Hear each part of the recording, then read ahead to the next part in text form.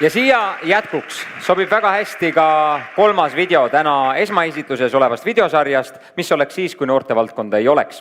Ja video algab nüüd. Palun. Noorsootöö on justkui nagu liim, kes seda kogukonda ühendab ja kogukonda kokku toob. Et ma ei kujutaks ette seda, et kõik inimesi õpetab robot. Et missugune on siis nende maailmapilt või maailmavaade. Ma arvan, see inimeselt inimestele kogemus edasi andmine ja jagamine on väga oluline.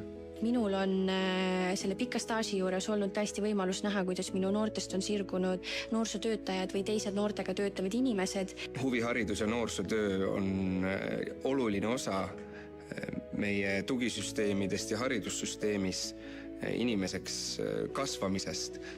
Kui me jätame sellest mingi osa välja, siis neid puudujääke me ei näe homme, me ei näe neid ülehomme, aga me näeme neid 5, 10, 15 aasta pärast ja selle all kannatab tuleviku Eesti.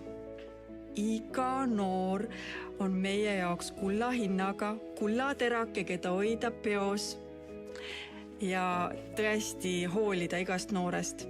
Ja mis ma tahaks noortele südamele panna, et tööturul hinnatakse noori, kes on panustanud kogukonda ja on olnud aktiivselt noore seas.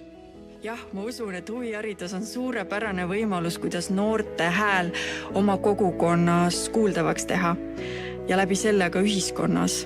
Kõik mu õpetajad on väga toredad ja tahavad mulle muidugi kõike head. Ja kui nad peavad mind parandada, siis ma ei võta seda kui halba, vaid just kui head, et nad näevad minus midagi ja tahavad, et ma areneks veel rohkem. Minu sportakrobaatika treener on väga sõbralik, toetav inimene ja ta saab alati mu muredest aru.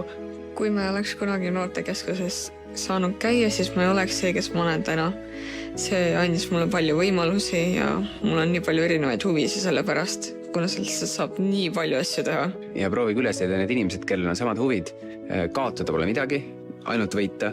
Ja kuna minu elus oli üks hästi äge noorsootöötaja, kellega mul on ka täna väga head suhted ja läbisaamised, siis see inspiratsioon, ma arvan, et ka saada ise noorsootöötajaks ühel hetkel ongi tulnud just sealt. Tegelikult iga täiskasvanu on noore arengupartner, ehk siis tema on kaasteeliseks oma lastele, oma õdedele, vendadele, oma sõpradele ja tegelikult me oleme alateadlikult justkui kõik noorsootöötajad. Aga mina vähemalt oma valdkonnas, milleks on teater, tunnen väga selgelt seda, kuidas ma kogu aeg õpin oma õpilastelt. Et selles osas on kindlasti oma kutsumuse edasiandmine ja õpetamine meile endale oma töös väga värskendav. Ma ütleks kindlasti selle noorsootöötajale, et suur aitäh, et oled mind aidanud, kus ma praegu olen.